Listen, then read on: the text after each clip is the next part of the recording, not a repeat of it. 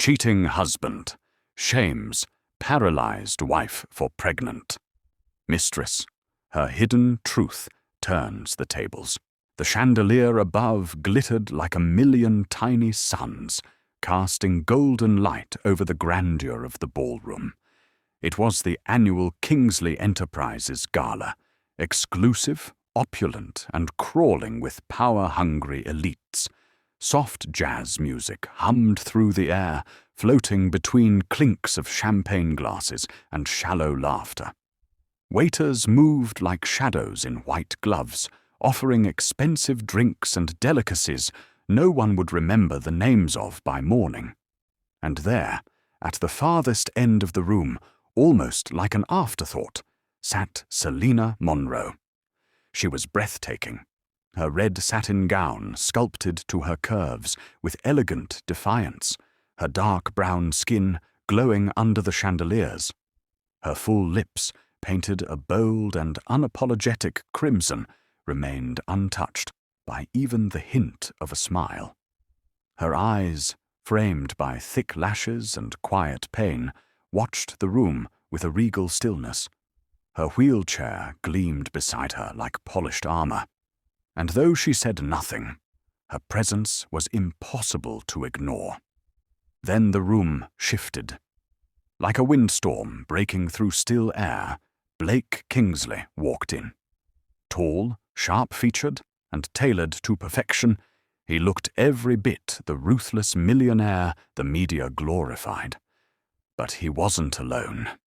His arm was wrapped around Vanessa Hale, a beautiful young white woman draped in a shimmering white gown, her blonde hair cascading like gold over her shoulders. Her smile was coy, practiced, and her other hand, deliberately placed, rested over a very visible baby bump. Selina's heart didn't lurch, it didn't break. Not tonight. Instead, it grew quieter, stronger. She watched her as heads turned. Whispers danced around her like cruel music, and people avoided her gaze as if her wheelchair carried shame. But Selina didn't shrink. She never had. Blake climbed the stage with Vanessa in tow, taking the microphone like a man rehearsing for a throne. "Ladies and gentlemen," his voice rang out, confident and cold. "Welcome to the future of Kingsley Enterprises." Flashbulbs lit up the room as cameras captured every practiced grin, every smug glance at Vanessa. He paused dramatically, then spoke again. "As you all know, my wife, Selina Monroe, has taken a step back from, well, everything." The crowd shifted uncomfortably. Some cleared their throats, others looked at Selina, pity etched into their eyes. But she sat still, back straight, chin high. "It's unfortunate," Blake continued, "but she's no longer able to contribute the way she used to. She's a lovely presence, of course, but we must be realistic." He turned slightly, gesturing toward Vanessa. "And the company needs strength, vision, movement." That word, movement, cut through Selina like ice. Yet she didn't react. She sipped her champagne slowly, her hand barely trembling, her gaze locked on the man she once trusted with her life. "Vanessa will be joining the board as my new senior advisor," Blake declared. "Together, we're building a future that moves forward, without dead weight." The last phrase landed like a slap across her face. Laughter rippled around the room, awkward, forced, shameful. Selina's grip on her glass tightened, but her lips curled into a small, unreadable smile. Blake caught her expression across the room, but for the first time he looked unsettled. Her silence unnerved him. A reporter approached her, mic trembling with anticipation. "Mrs. Kingsley, how are you feeling about this transition?" Selina turned, eyes smoldering with quiet fire. "I think it's beautiful," she said, voice honey-smooth yet razor-sharp. "To watch someone pretend to be a king while sitting on a throne I built." Gasps escaped around her. Blake's jaw tightened, Vanessa's eyes narrowed into slits. But Selina didn't care. Her words echoed louder than the music. Moments later, Blake left the stage and approached her table, that trademark smirk stretched across his lips. "Darling," he said coolly, "you don't have to stay. It's a long night, and I know how tiring sitting can be." Selina met his gaze squarely. "And you've had a long night of pretending you're a man," she replied. He leaned in, tone dripping venom. "You're nothing now, Selina. Just a name on a chair. And that chair holds more power than your entire soul," she shot back, calm and deadly. Vanessa tugged at his arm, whispering something in his ear. Blake turned, walking away with clenched fists, fury barely contained. But Selina stayed seated, dignified, poised, unbothered. Inside, though, a storm brewed. Her mind replayed the memories, the days when Blake had adored her, before the accident, before the coldness, before the betrayal. The car crash that left her paralyzed had shattered more than her body. It had unmasked him. And still, she'd survived. Still, she sat here, bruised but unbroken. Selina's eyes wandered across the ballroom once more, and that's when she saw him. A man in a dark coat, standing in the shadows. Her breath hitched. His face. It looked like Elias.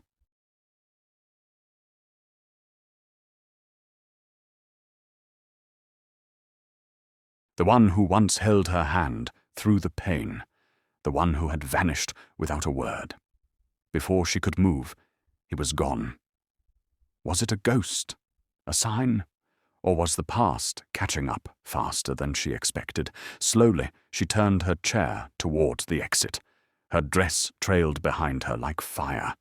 Eyes followed her, this time with awe, with fear, with confusion. She didn't look back. She didn't need to. She had seen everything she came for. As the limousine door closed and the driver pulled away, Selina stared at her reflection in the tinted glass. Her red lipstick was still perfect, her eyes fierce, alive. She pulled out her phone and opened a hidden folder. Files, names, bank records, designs, blueprints of her stolen work. She pressed send, a backup copy, just in case. Then she opened her text messages and typed a single sentence. "Dr. Elias Gray, I'm ready." And with that, the game truly began. The luxury penthouse was silent, the kind of silence that screams. Selina's wheelchair rolled slowly across the marble floor, each turn of the wheels echoing louder than the last. The ballroom still lingered in her mind. The flash of cameras, the venom in Blake's voice, the way Vanessa clung to him like a trophy instead of a woman. But now, back home, the silence was more cutting than the laughter that had surrounded her hours ago. She paused at the tall glass windows, looking out at the city lights. The skyline sparkled like a lie, beautiful, distant, and cold. Her fingers brushed against the window pane, and only then did she realize her cheeks were damp. She hadn't even felt the tears fall. Behind her, the door opened with a low creak. Blake's footsteps were sharp and deliberate, his presence swallowing the space like a shadow. He didn't bother to take off his coat. His jaw was clenched, his expression unreadable, but cruel, as always. "You embarrassed me," he said flatly, tossing his keys onto the counter. "At my event." Selina didn't turn. She blinked slowly, refusing to let him see her flinch. "Did I lie?" Blake scoffed, stepping closer. "You don't get to talk back. Not when you're here, in my home, living on my money." That word, my, it always grated. He used it like a weapon, forgetting everything they built together, everything she helped him create. "You forgot," she said softly. "This was our home. until you made it a cage. His voice dropped, sharper now. This marriage is over, Selina. You know it. And I'm done pretending. Still facing the window, her body tensed. I want a divorce, he said, the words slicing through the silence like shattered glass. And I want your shares, all of them.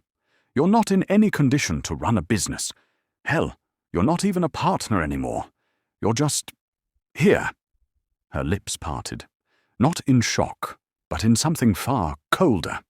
She had expected this. She'd felt it coming like a storm she could smell before the sky darkened. But hearing him say it, with such surgical cruelty, still cracked something deep within. I see, she whispered. Her hand trembled slightly as she pressed it against the glass. You waited until your mistress had your child in her womb, to discard me like trash. Blake said nothing, but his silence roared louder than any insult. Did you ever love me? Her voice was barely a breath now. He walked past her, his eyes avoiding hers. You were a phase. You were useful. Once her heart didn't break, it hardened. Years of sacrifices, of loving him through every success, every failure, every late-night breakdown, meant nothing. She had held him when no one believed in him. She had fought for his vision when others mocked it. And now he stood behind her, a stranger in the skin of the man she married. I'll have the lawyers send the paperwork tomorrow, Blake added casually, like he was ordering coffee. Then he left, the door clicking shut behind him. The moment it closed, Selina let out a breath she didn't know she was holding. Her fingers slipped from the glass, her shoulders slumping just for a second. And in that moment, just one, she allowed herself to cry. Silent tears streamed down her cheeks. She didn't sob. She didn't wail. She wept like a woman who had learned the art of silent suffering. The kind of tears that carried more than heartbreak. They carried betrayal, years of pain, and the unbearable weight of being discarded while still breathing. But Selina Munro wasn't broken. No, she was waking up. As the night deepened and the world outside continued its lie of glitter and success, Selina wheeled herself toward the study. The room smelled of polished oak and betrayal. Books lined the walls, trophies of Blake's career, many of them built off her ideas, off her dreams. She rolled up to a dark wooden cabinet and pressed a small latch behind a stack of outdated stock certificates. With a soft click, a hidden drawer slid open. Her fingers reached inside and pulled out a thick folder wrapped in black silk. She laid it across her lap like a sacred scroll. Inside were blueprints, designs for an AI-integrated finance tracking system. Diagrams, equations, business proposals. Every page bore her signature, her creativity, her blood. And yet, every page also bore Blake's name. Stamped, claimed, erased. He had stolen her work, her legacy, rebranded it, sold it, profited from it. And no one, not even the board, knew, because she'd trusted him, loved him, and that love had been the perfect cover for his theft. Her hand tightened into a fist. She flipped through the documents until she found the one she was looking for. The original draft, dated, notarized, signed in her own handwriting. Proof. Proof that the brilliance was hers, that Blake Kingsley had built his empire not just on ambition, but on stolen genius. Her gaze burned as she stared at the papers. Selina reached for her phone again. She opened a secure cloud vault, uploaded the documents, and activated a timed message. The files would be sent to several key journalists and attorneys, unless she stopped it. A safety net, just in case. Then she did something she hadn't done in years. She dialed Elias Gray. The line rang. Once, twice. Then, "Selina?" His voice was deep, familiar, and trembling with something between fear and hope. "I need you," she said simply. "I never stopped waiting," he replied. As she hung up, she closed the drawer and rolled back to the window. The moon hung low, silver and watchful. Her reflection looked different now. Not broken, not weak, but dangerous. This time, Selina wouldn't cry. She would rise. The morning sun filtered through sheer curtains, painting gold across the marble floors of Selina's penthouse. The silence was fragile, the kind that clung to the walls like secrets. Selina sat in her velvet armchair by the window, sipping black coffee that had long gone cold. Her red lipstick was fresh, precise, a symbol of war now, not beauty. Her fingers tapped slowly against the armrest, mind racing with everything she'd uncovered the night before. And then came the knock. Delicate, rhythmic, as if the hand behind it wore pearls and condescension. Selina wheeled herself to the door, the soft click of her chair echoing like a heartbeat. She opened it, and there stood Vanessa Hale, glowing in a fitted cream dress, heels too high for decency, and a purse that probably cost more than a small country's rent. "Selina," Vanessa said, tone honeyed with false grace. "I hope I'm not intruding." Selina's eyes narrowed slightly. "You're always intruding. Come in." Vanessa stepped in, the click of her heels too loud, too staged. She looked around with manufactured interest, eyes darting over every piece of luxury Selina had helped build, but no longer claimed. "Lovely place," she said. "Though a little stiff, don't you think? Not much warmth." "Fits the company I keep," Selina replied flatly. Vanessa laughed, brushing a strand of hair behind her ear. "I just wanted to stop by. Woman to woman. There's been so much tension. You deserve better than that." Selina's face remained unreadable, but her mind sharpened like a blade. She offered a tight smile and gestured toward the couch. "Have a seat. I'm sure this won't be awkward at all."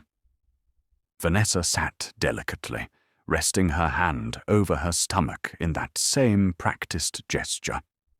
The bump sat perfectly under the silk fabric, but something about it didn't move the way it should.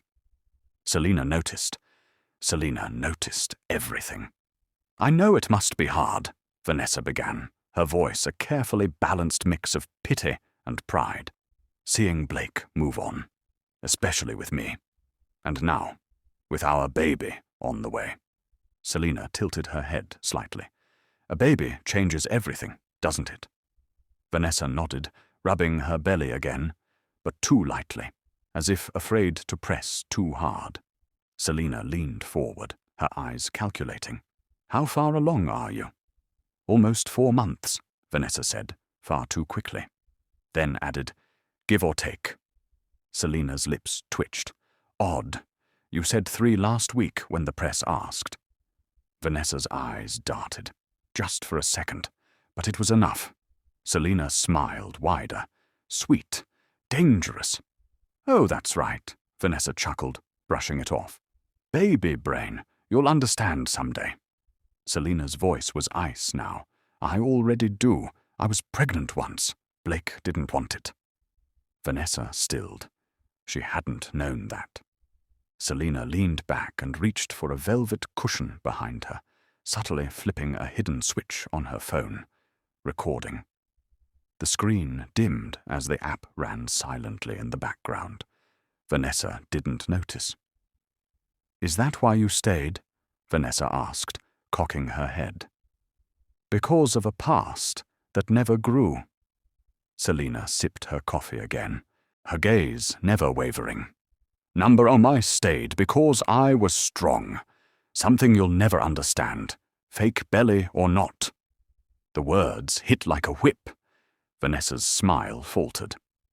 "Excuse me." Selina's eyes burned now. You don't touch your stomach like a mother. You don't walk like you're carrying life. And you certainly don't lie like someone who's telling the truth. For a moment, the mask cracked. Vanessa's pupils dilated. Her throat bobbed. Then, with desperate calm, she smoothed her dress and stood. You're paranoid, she said. This is what happens when a woman has nothing left. Selina laughed, low and rich. If I had nothing left, you wouldn't be here trying so hard to convince me you won. Vanessa's eyes flared, but she said nothing. She clutched her purse tightly and turned toward the door. Just before stepping out, she paused. You know, she said over her shoulder, Blake is going to destroy you. Selina smiled. Tell him to bring reinforcements. The door shut. Selina's hands moved fast. She pulled the phone from behind the cushion, saved the recording, and uploaded it to her cloud folder. It wasn't much, but it was something. A seed of doubt, a crack in the facade. She stared at the screen for a long moment, then called someone she hadn't in years. Detective Rena Carter, answered a tired but sharp voice. It's Selina Monroe. I need help exposing a fake pregnancy and a corporate fraud. Rena paused. Sounds like you're finally ready. Selina looked out the window, eyes lit with the fire of a woman who had nothing left to lose, but everything to reclaim. No, she said, I'm just getting started. The rain tapped lightly against the window pane like a quiet melody of forgotten memories. Selina sat alone in her dimly lit study, the glow from a small desk lamp casting a soft halo around her. Her fingers traced the grain of the antique desk. Every groove a road to somewhere she hadn't travelled in years. After Vanessa's visit, she couldn't sleep. The lies were building. The mask was cracking. And deep within her chest, something old and raw was stirring. Someone. She pulled open a lower drawer, one she rarely touched, and removed a small worn box wrapped in silk ribbon. Her hands trembled slightly, not from weakness, but from the storm swelling inside her. She placed the box carefully on the desk, untied the ribbon, and slowly lifted the lid. Inside lay a stack of yellowed envelopes, their edges frayed, their ink faded. Each one bore the same name on the front, Elias Gray. Selina breathed in sharply as the scent of old paper and lavender drifted out, transporting her to a time before paralysis, before betrayal, before Blake. With trembling fingers, she picked up the first letter. Her handwriting, delicate, unguarded, flowed across the page. She began to read. Dear Elias, I keep wondering if you ever think of me. If the stars in Paris still remind you of our nights by the Seine, or if you've buried me somewhere quiet in your heart, the way I've tried, and failed, to bury you. Her voice cracked. Tears pricked her eyes, but she kept reading. You saved me, Elias. Not just from the wreckage of that car, but from the wreckage of myself. I was shattered, broken beyond repair. And yet, your arms told me I was still whole. Flashbacks crashed through her like waves, bright and sudden. She remembered lying in a hospital bed, numb from the waist down, the sterile scent of antiseptic clogging her lungs. She had wanted to die then. She had begged the universe to take her, to end the pain of being alive, but not living. And then, Elias. He had walked in like a storm of warmth and truth. A trauma therapist with a past of his own, Elias Gray was unlike anyone she had ever met. Quiet, fierce, honest in a world of polite lies. He didn't pity her. He saw her, the woman she was before, and the fire that still burned inside. He helped her see herself again, not as broken, but as reborn. And for a brief, fragile time, they fell in love. Selina clutched another letter and read. They said you left, transferred. No note, no goodbye.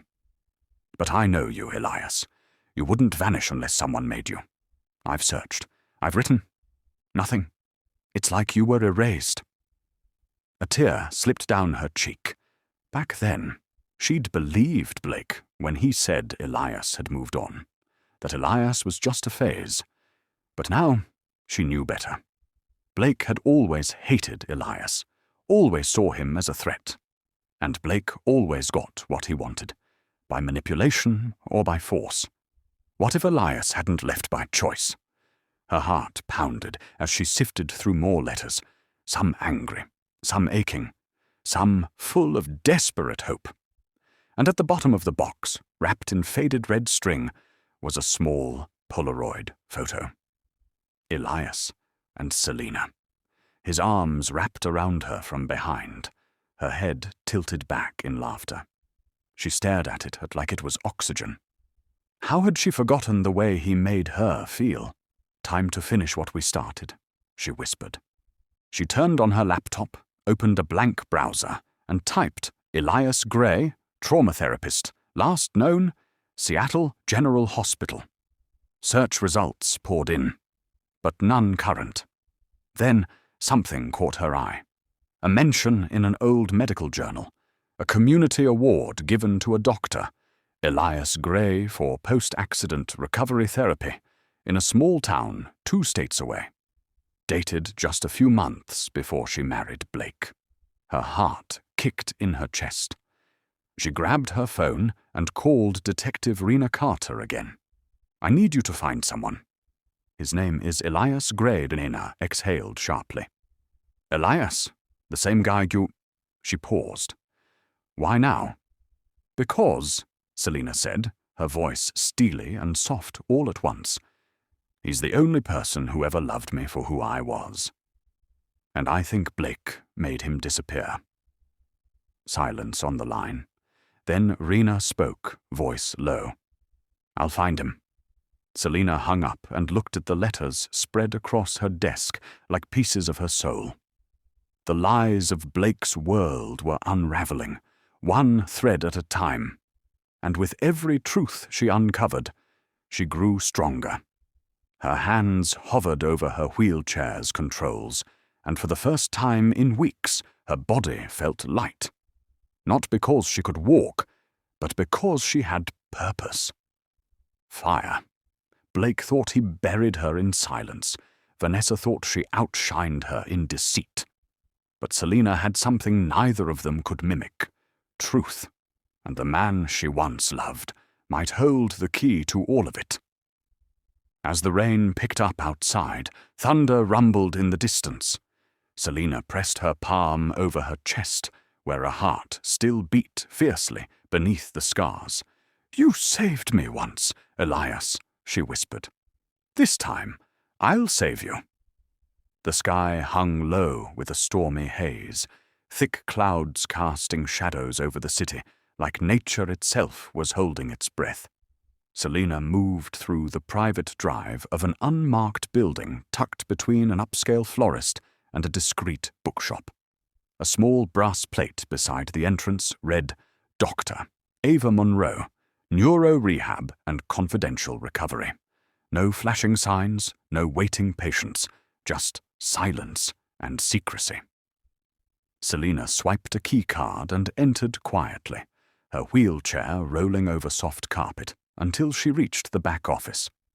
Inside, the air was warm and smelled of chamomile and peppermint, a blend that always grounded her. Right on time, said a voice behind her. Dr. Ava Monroe stepped into the room, her presence gentle, but powerful.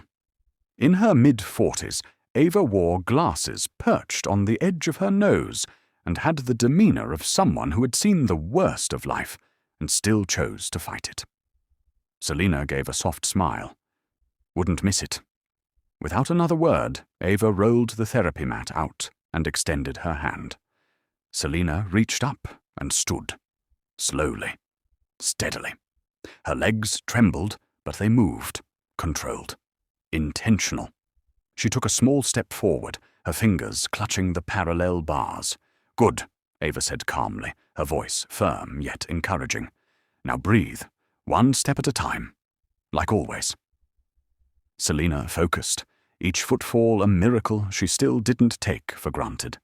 A year ago, she'd felt nothing. Dead weight below the waist. The doctors had called it permanent. But Ava had seen something others didn't, a flicker of neurological spark, a whisper of possibility. And together, in absolute secrecy, they began to rebuild her. "I had a dream last night," Selina murmured, her voice shaky. "I was dancing, not walking, dancing, with Elias." Ava didn't blink. "And how did it feel?" Selina smiled faintly, her face flushed from effort. "Free." They finished their routine in silence, breathing, stretching, pushing. Once back in her chair, sweat beading at her brow, Selina rolled to the mirror and looked at herself. Strong shoulders, poised neck, red lipstick, and eyes like embers, glowing with purpose. "You're ready," Ava finally said, watching her with guarded admiration. "But you must remember, Selina, Blake can't know. Not yet. Not until the final blow." Selina nodded, her jaw tightening. "He thrives on control, on power. The moment he thinks I'm regaining mine, he'll strike faster, dirtier." Ava's eyes flickered with something heavier. "You're not wrong." There was a silence between them, weighted with the unspoken.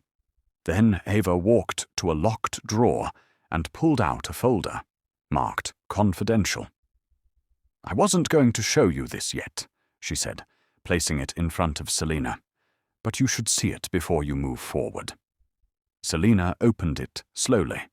Inside were medical records, not hers, Blake's, blood work, psychological evaluations, reports dating back nearly 6 years, some handwritten notes Ava had obtained through a contact. Selina's hands trembled as she flipped through them. "What is this?"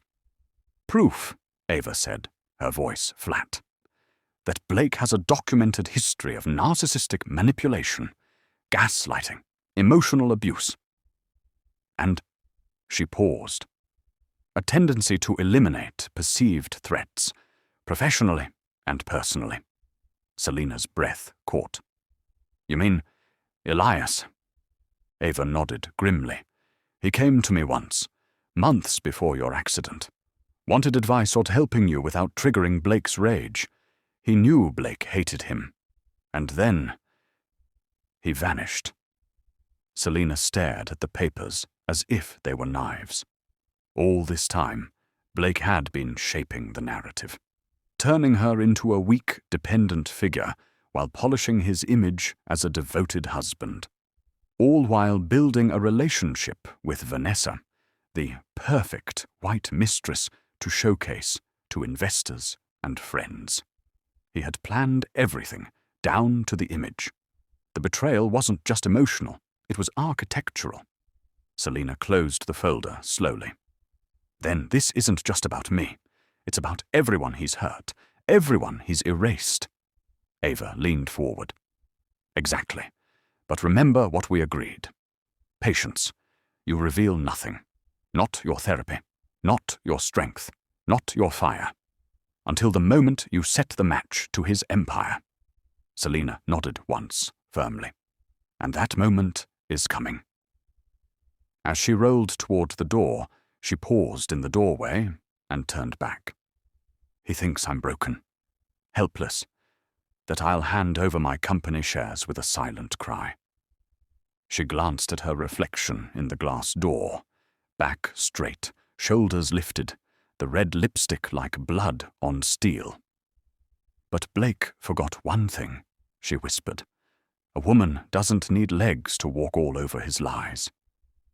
She exited into the fading light, her phone buzzing in her lap. A message from Detective Rena. "I found Elias. He's alive, but he's scared. Blake's name still makes him flinch. Selina's chest swelled. Hope, fire, fury, and a promise only she could keep. The morning sun filtered through the high-rise windows of Selina's penthouse, but warmth was nowhere to be found. The woman in red sat at her glass desk, eyes locked on the skyline, the city humming below her like a beast unaware of the war about to begin. Her fingers tapped rhythmically on the table until the knock came. A sharp, polite double tap. She turned her wheelchair with precision and pressed a button to unlock the door. A tall, broad-shouldered man entered, dressed in plain clothes, with calculating grey eyes and the kind of aura that said, "I know more than I say." The private investigator gave a slight nod. "Name's Declan Voss. You were right to call me, Miss Selina." "Tell me everything," she said, her voice calm, but with the edge of a blade just beneath the surface. Declan placed a leather file on the table and slid it toward her. Inside, photos, screenshots, audio transcripts. Selina's pulse spiked as she sifted through the damning proof. "Vanessa isn't pregnant," Declan said flatly. "In fact, she never was." Selina's eyes narrowed. "So, what the hell is Blake doing?" Declan leaned against the wall, arms crossed. "He's using her. Crafted the pregnancy lie to build the perfect redemption story. You know, poor powerful CEO standing by his mistress as she carries his child. Makes him look loyal, romantic, especially in front of investors who hate scandal but love a narrative." Selina nearly laughed, a hollow, dangerous sound. "Vanessa playing the glowing mother-to-be, while I'm painted as the bitter, paralyzed wife clinging to a marriage that's already buried." Declan continued. "She agreed at first. Blake promised her a cut of your shares, a role in his future foundation. Public love, luxury. But she's not just playing along anymore." Selina's brows lifted slightly. "Go on." Declan hesitated, then pulled out a final photo, grainy, zoomed from a distance. It showed Vanessa in an underground parking garage, standing beside a man. A familiar man. Selina's stomach dropped. "Elias?" she whispered. Declan nodded. They met twice. No physical contact, but something's brewing. Either she's trying to use him against Blake, or someone connected the dots and brought her into the mess. Selina stared at the photo, her past and present colliding in a single dangerous frame. Did she know about Elias and me? "No," Declan replied, "but I'd bet she does now. She's been digging too. Vanessa's no fool. She's desperate, and desperate women do desperate things." Selina sat back, mind racing. All this time, she saw Vanessa as a shallow accessory, a pawn in Blake's cruel game. But Vanessa had teeth, and now she was biting back. A slow, deliberate smile touched Selina's lips. "Let me get this straight. Blake blackmailed Vanessa into playing the perfect mistress. Vanessa faked a pregnancy for public gain, and now she's turning against him, possibly with Elias." Declan nodded. "And one more thing." He pulled out an audio file on a tiny flash drive. "I hacked into Vanessa's burner phone. There's a recording she made during one of her meetings with Blake. You'll want to hear it." He handed over a Bluetooth earpiece. Selina slid it in. The recording crackled to life. Blake's voice. "You're nothing without me. You think I won't replace you in a heartbeat, Vanessa? Try me. I've recorded everything. You want to play God? I'll make sure the world sees the devil." Click. Silence. Selina took the earpiece out slowly. The fire in her chest no longer embers, but full-blown flame. "I underestimated her," she murmured. "But that's okay. Because karma doesn't care who delivers the blow, as long as it lands. Declan smirked. What do you want me to do? Keep watching them. I want every movement tracked. If Vanessa wants revenge, I'll let her walk right into the ring. But I'll be the one who owns the final round. He nodded, then turned to leave. Selina rolled toward the window, her mind buzzing. For a moment, she saw her reflection in the glass, lips painted red, hair braided and regal, eyes like a queen who's lost everything but still holds the crown.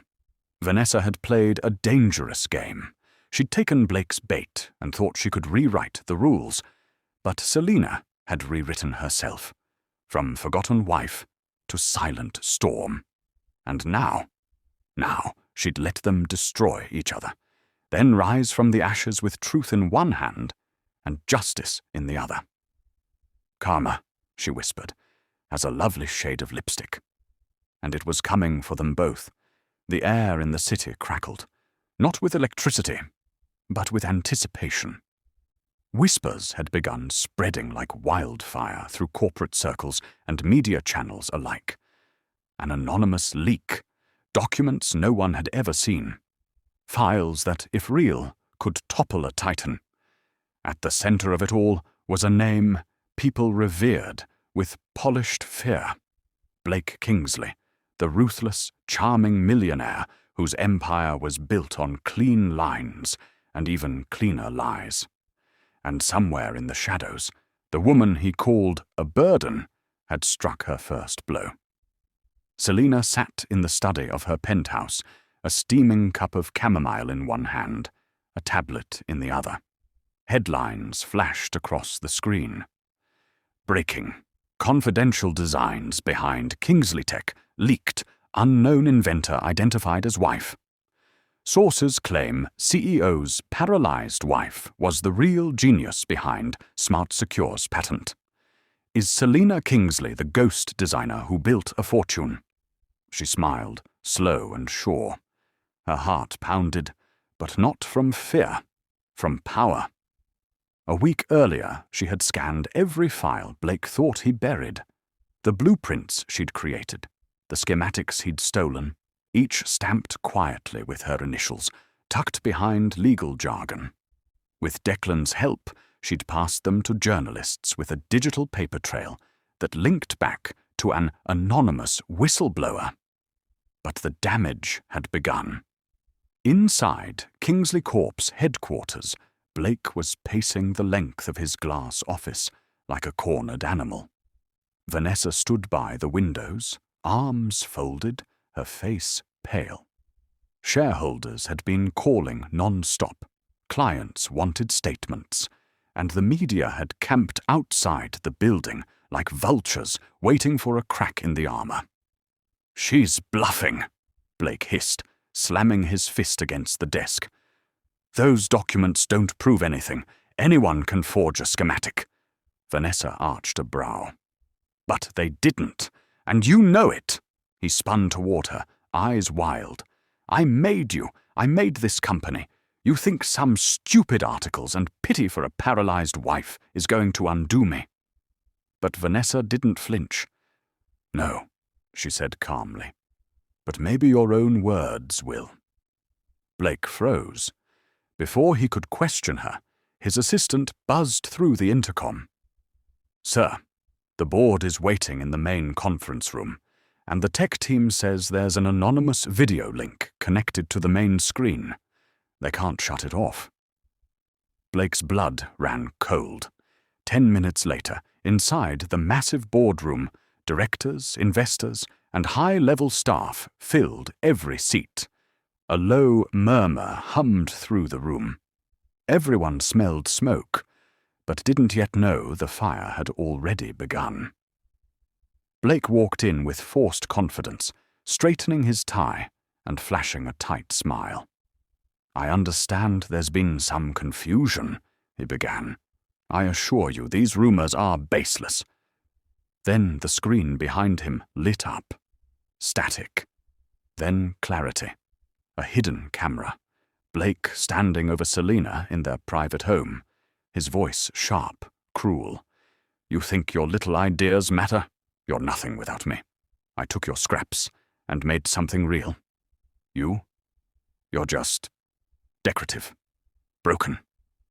Gasps echoed in the room. Board members looked to one another, horrified. Another clip played. Selina whispering, "You said we were partners." Blake shouting, "You exist because I allow it." Then silence. The screen went black, and Selina's initials appeared, SK, before vanishing.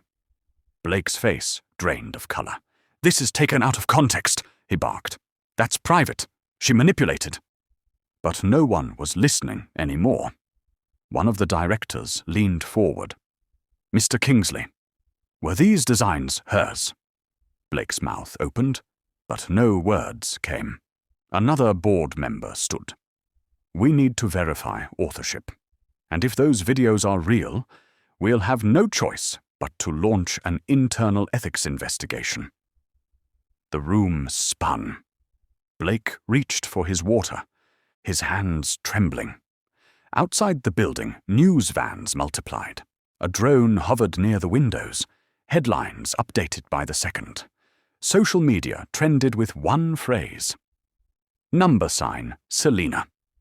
Built it across town, Selina watched it all unfold from her penthouse. She was dressed in sleek black today, lips blood red, eyes calm and unflinching.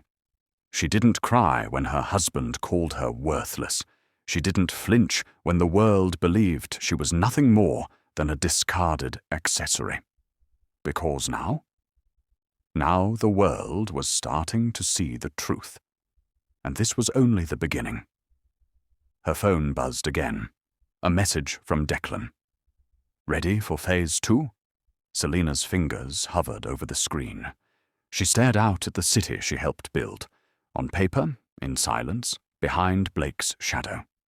Then she typed, "Yes, let's give them the rest of his skeletons." And the grave Blake had dug for her, she was about to bury him in it. The rain tapped lightly on the windows of the private cafe, tucked into the quiet edge of the city. Selina sat alone in a corner booth, her wheelchair pulled close to the table, her red lips pressed into a tight line. A hooded man stepped inside, his presence calm yet commanding. When he pulled down his hood, time froze. Elias Gray. The man she never stopped dreaming about. The man who vanished without a word. The man who once pulled her from the twisted wreckage of her life, literally and emotionally. Selina's heart stuttered. She hadn't seen him in 5 years. And yet he looked exactly the same. A little older, a little stronger, still possessing that quiet fire in his dark eyes and that same gentle, protective energy that once gave her strength when she had none. Elias approached slowly, his eyes never leaving hers. He slid into the booth opposite her without saying a word. For a moment, neither of them spoke. The silence between them pulsed with grief, history, and unspoken questions. "You're alive," Selina finally said, her voice barely above a whisper. "I never stopped being alive," he replied softly. "I just had to disappear to keep you that way." Her breath caught. "What do you mean?" Elias leaned forward, his expression suddenly serious. "Your accident wasn't an accident, Selina. Someone tampered with your car. I found traces of it when I visited the wreck the night after. I was going to bring it to the police. But then someone came after me." Selina froze. Elias continued. "They knew I was looking. They threatened me. Told me if I didn't vanish, if I didn't stop digging, you'd be next. And at the time, you were barely alive." Selina's hands trembled as she gripped the edge of the table. "Why didn't you tell me? Why leave me to think you abandoned me?" His eyes shimmered with guilt. "I thought disappearing was the only way to protect you. I became someone else. Finished med school under an alias. Changed everything. But I never stopped watching you." Selina felt her entire world tilt. "Then why come back now?" "Because I saw what Blake's doing to you, publicly. And I saw your fire, Selina, the way you're striking back. But you need to know something." He reached into his coat and pulled out a small, leather-bound journal, weathered and scarred. This belonged to Blake's former head of security. He died in a so-called suicide 2 months after your crash. Inside are notes, recordings, proof that Blake knew something was being planned. Maybe he didn't order the tempering himself, but he turned a blind eye. And someone very dangerous was behind it. Selina stared at the journal, her pulse hammering in her ears. "You think someone wanted me dead?" Elias nodded. "You were getting too close to the truth back then, about Blake's offshore accounts, the shell companies, the false investors. Your designs were more than brilliant. They were dangerous to the wrong people." Selina's throat tightened. All this time, she thought she was paralyzed because of fate, because of tragedy. But now, the truth clawed at her. She was paralyzed because someone wanted her silenced. "I should have told you earlier," Elias said quietly. "But I didn't know who I could trust. I had to disappear until I had enough proof to come back." She looked at him then. Really looked. This man hadn't just vanished. He had sacrificed everything. His identity, his future, his love. For her, emotions swelled in her chest, a storm of betrayal, sorrow, and something tender. "I hate you," she whispered, "but I never stopped loving you." Elias reached across the table, his fingers grazing hers. "Then let me make it right. Help me protect you, Selina. Help me finish what we started." She stared down at the journal in his hand. This was no longer about Blake's infidelity, his cruelty, or even the empire he stole. This was about survival, justice, and truth. "I already started the war," Selina said, her voice iron beneath velvet. "But I had no idea how deep the battlefield went." Elias gave a grim smile. "Then let's start digging graves." Back at her penthouse, Selina opened the journal that night. Every page was a blow to the gut. Payments to hired men, surveillance reports, codes she recognized from Blake's old business dealings. Her name circled in red ink more than once. She thought she'd discovered the worst of Blake. But this was murder wrapped in money, betrayal dressed in suits. As the city slept, Selina felt her legs twitch with pain, a sign of healing, a sign she could no longer hide. Her body was rising again, just like her spirit. She looked into the mirror across the room, her reflection regal, her eyes full of fury and fire. The return of Elias wasn't a memory revived. It was the ignition of a war. And this time, Blake wouldn't just lose his company. He'd lose his legacy, his lies, and maybe even his freedom. The morning was unnaturally still, as if the universe itself was holding its breath. Selina sat poised on a velvet chaise in her suite, wrapped in a satin burgundy robe, her lips painted in a lethal shade of red. The color had become her war paint, a symbol of defiance, elegance, and strength. Elias sat across from her, reviewing digital documents on his laptop. The silence between them was focused, strategic. Every breath was a countdown to the moment she would face Blake. Not as his wife, but as his reckoning. Her phone buzzed. One message. From Blake. "Final offer. Meet me at the Hilton Grand Ballroom. Noon. You sign. We walk away clean." She read it without emotion. Then she typed back. "See you there. Bring the cameras." Across the city, in a discreet penthouse suite, just blocks away from the venue, Vanessa paced the floor. Her blonde curls were pinned, her makeup flawless, but her hands trembled.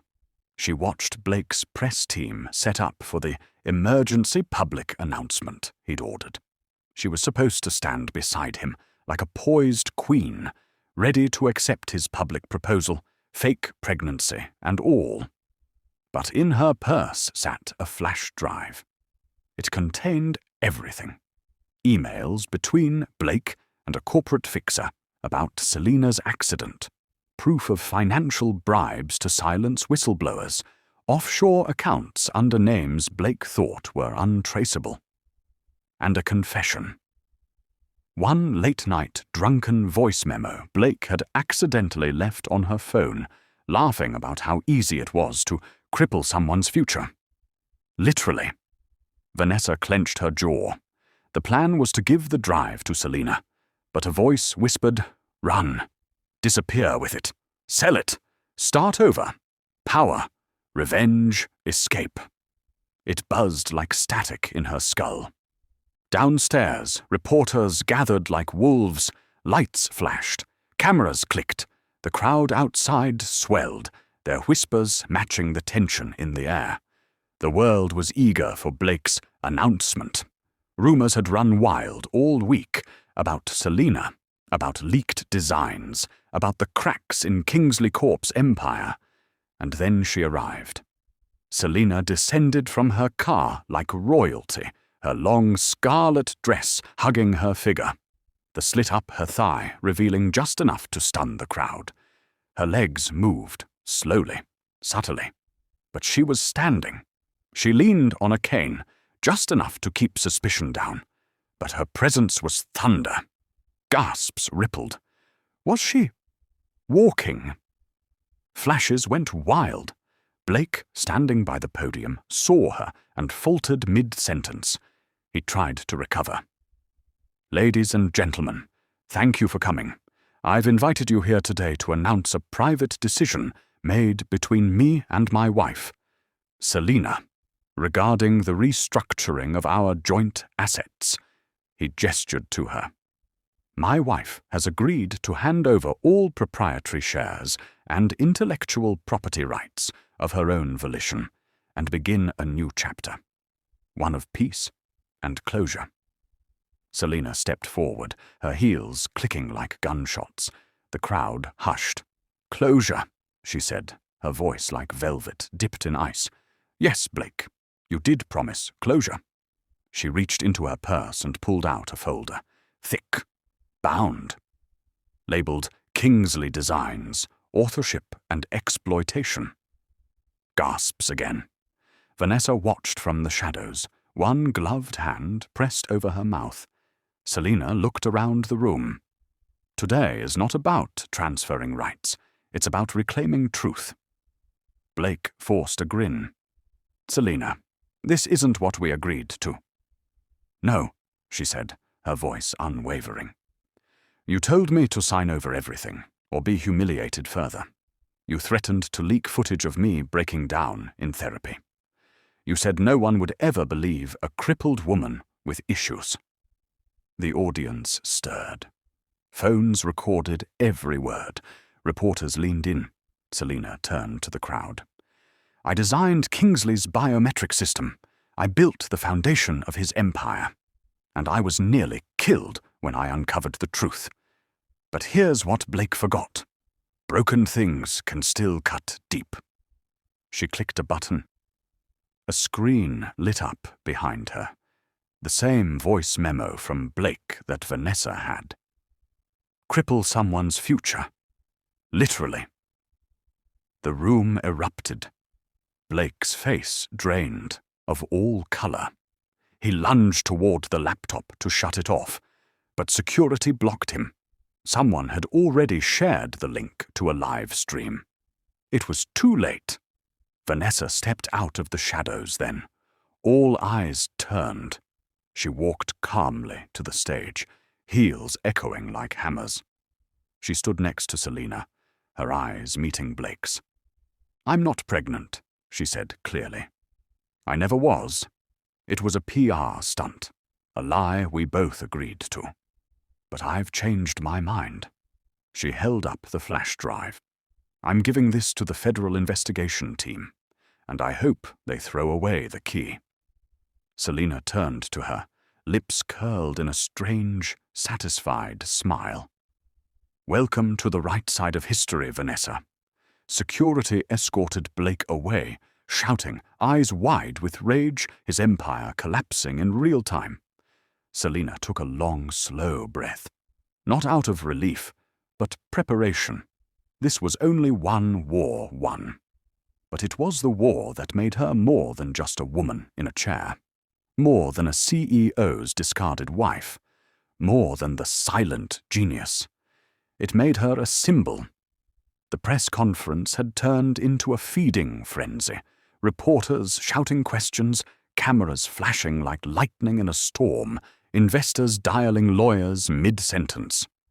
But amid the chaos stood Blake Kingsley, still arrogantly perched behind the microphone, his smirk returning like a mask he refused to take off. He adjusted his suit cuffs and leaned forward, the bright lights bouncing off his perfectly styled blonde hair.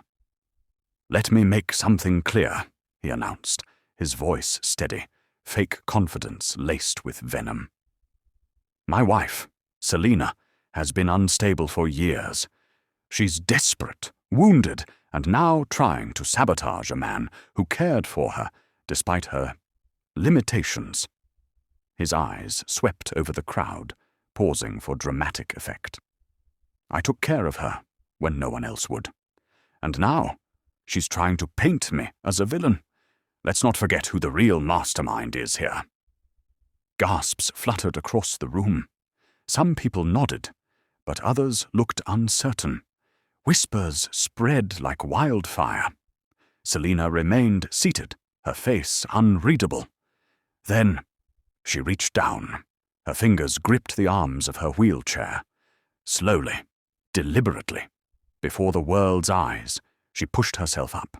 A sharp gasp cut through the air, followed by a deadly silence.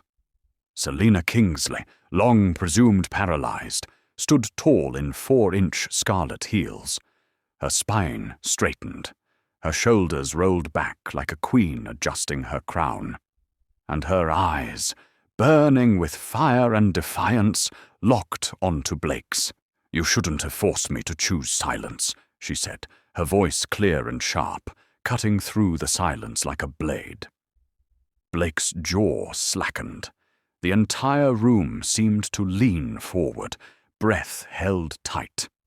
She took one step forward, then another. Each heel click echoed like thunder, sending tremors of disbelief through every soul in the ballroom. "You didn't break me, Blake," she continued. "You freed me." More gasps. Flashbulbs exploded. Selina reached the podium and placed her hand gently on the mic, her red nails glinting like polished steel. She glanced at the cameras, her lips curling into a small, knowing smile. "I wasn't going to say anything today," she confessed, but Blake decided to put on a show. Her other hand reached into her handbag and retrieved a flash drive.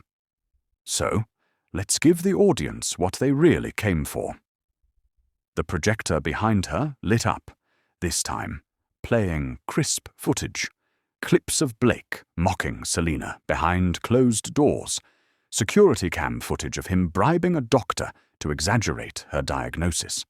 A shaky voice recording of Vanessa's confession, naming Blake as the mastermind of their pregnancy PR scam. Selina turned to the crowd. "For years, he stole my work, my voice, and tried to destroy my body. But he never touched my mind. And he will never own my spirit." Vanessa, standing on the sidelines, stared in disbelief. She had known Selina was brave. But this was revolution wrapped in velvet and stiletto heels. Selina's gaze swept the room. "I spent every night in that chair, wondering if I was the woman I used to be. And now I know I'm more, because I've been broken and rebuilt. I've been buried, and I've bloomed. A tear rolled down the cheek of one of the board members.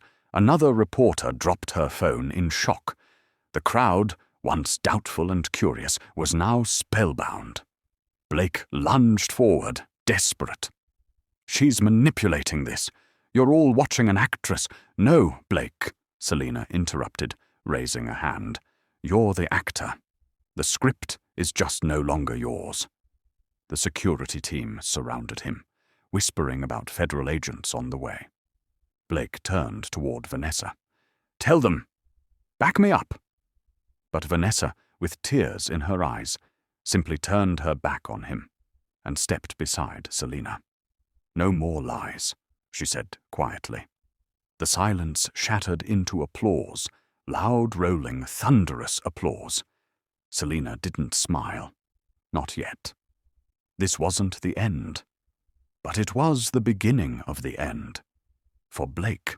As the room surged around her, Selina stood unmoved at the center of it all, unshaken, unbent, undeniably powerful. She wasn't a victim.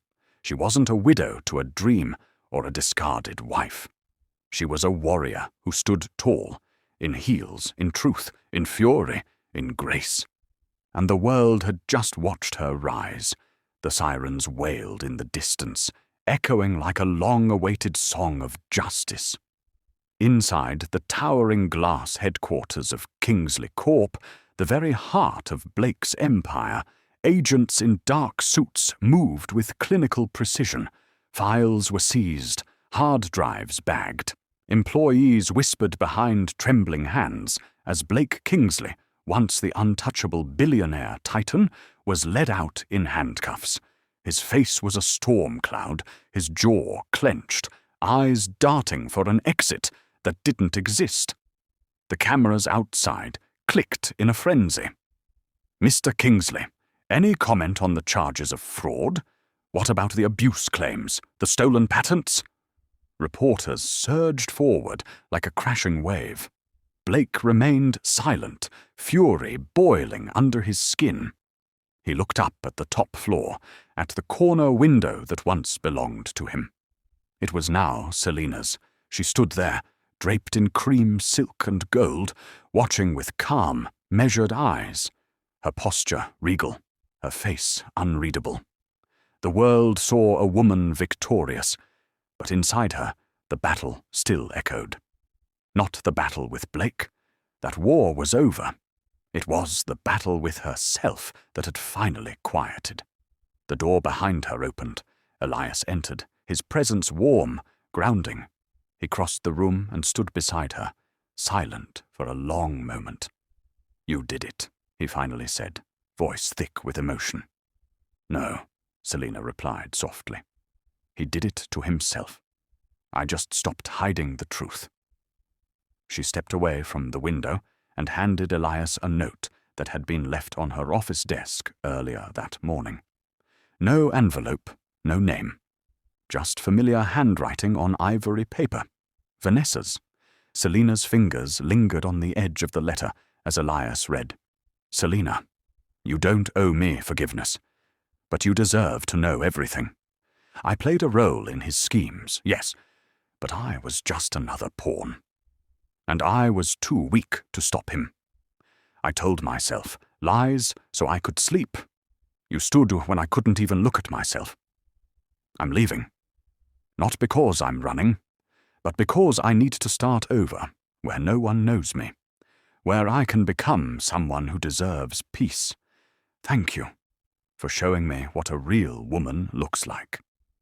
Elias folded the note quietly, and Selina stared out the window again. "I don't hate her," she said. "She was broken, like I was. But I chose to rise." He turned to her. "And what about Blake? Will you press further charges? Go after the inheritance, the offshore accounts?" Selina shook her head. "No." Elias raised an eyebrow. "I could destroy him completely," she said. "But that would make me no different. The world already sees who he is now, stripped of power, chained by his own pride." She walked to her desk and picked up an old photograph, Her and Blake, back when smiles were real and love had seemed possible. She stared at it for a heartbeat, then slowly lowered it into the fireplace. The flames devoured the image in seconds, curling and blackening the edges until nothing but ash remained. Ashes of power. Ashes of a lie. She turned to Elias. Redemption, not revenge. That's how we rebuild. Not with fire, but with light. Outside, the media circus began to die down. The world was already spinning with news cycles and social media posts, headlines reading, Kingsley Falls, CEO arrested after wife's shocking testimony. Selina Kingsley, from paralyzed partner to powerhouse hero. The rise of a queen in heels. But inside her office, Selina tuned it all out. Her victory wasn't in the headlines. It was in the peace blooming in her chest for the first time in years. Elias moved closer, brushing his fingers against hers. What now? She looked at him, eyes soft. Now, we build something real. Something pure.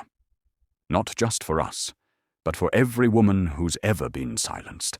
Every soul made to feel small. They walked to the balcony, hand in hand. Below them, the city shimmered in the fading sunlight. Above them, the sky glowed with the promise. Selina had walked through fire, betrayal, humiliation, and despair. And now, standing tall, she was more than just a survivor. She was a woman reborn from ashes, and the world would never forget her name. The sun broke over the New York skyline like a promise, warm, golden, and impossibly new. It was the kind of morning that whispered of second chances and long-awaited peace. Selina Monroe stood on the rooftop of the Monroe Foundation Center, the glass walls reflecting the sunrise like 1,000 shards of hope.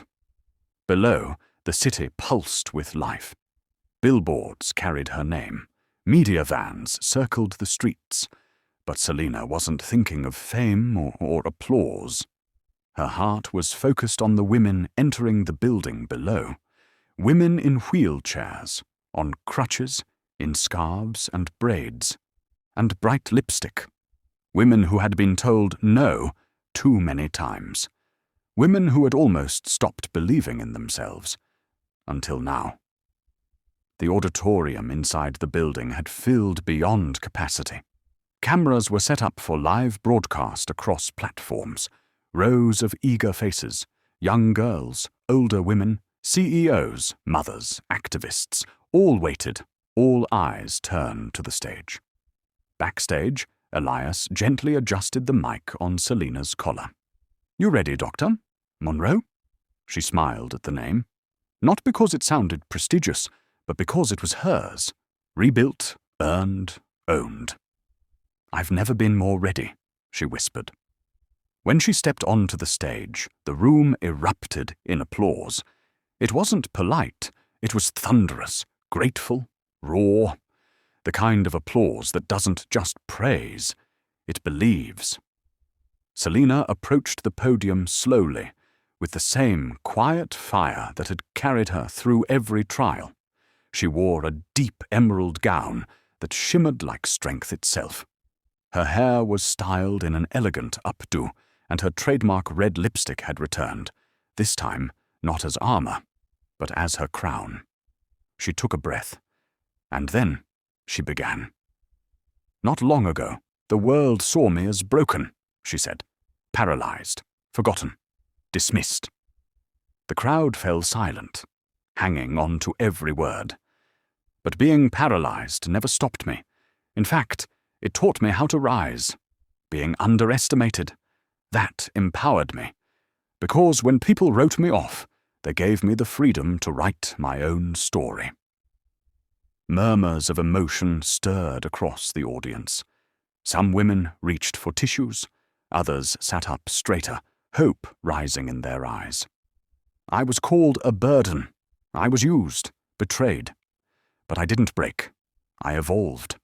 And today, this foundation, this space, this movement, it's not just mine. It's ours. For every woman who's ever been told she was too much or not enough, this is your home. Your voice matters.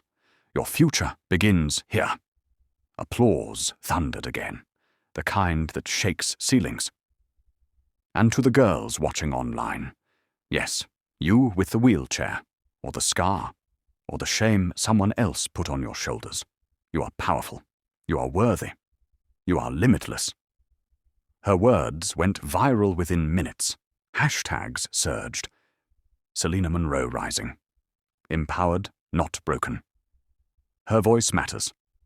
Later that week, major publications ran features. The woman who stood against a billionaire and stood taller than ever. Celebrities quoted her speech. Survivors sent letters from across the world. Schools used her story in lectures. Talk shows lined up interviews. But Selena remained humble, focused, grounded. Because the work was only beginning, the Monroe Foundation grew overnight, from shelters for abused women to scholarship funds for disabled students, from therapy programs to startup grants for women-led ventures. Selena personally oversaw every division, her heart woven into every project. She turned her pain into policy, her silence into systems, and through it all, Elias remained by her side, not as a savior, but as a partner. They moved into a quiet brownstone, tucked in a leafy street, far from the noise. Their evenings were simple, cooking barefoot in the kitchen, laughing on the porch, dancing in the living room when no one watched. One night, as they sat watching the news, a segment aired on Selena's impact. A photo appeared, her first steps in front of the world, heels gleaming like swords.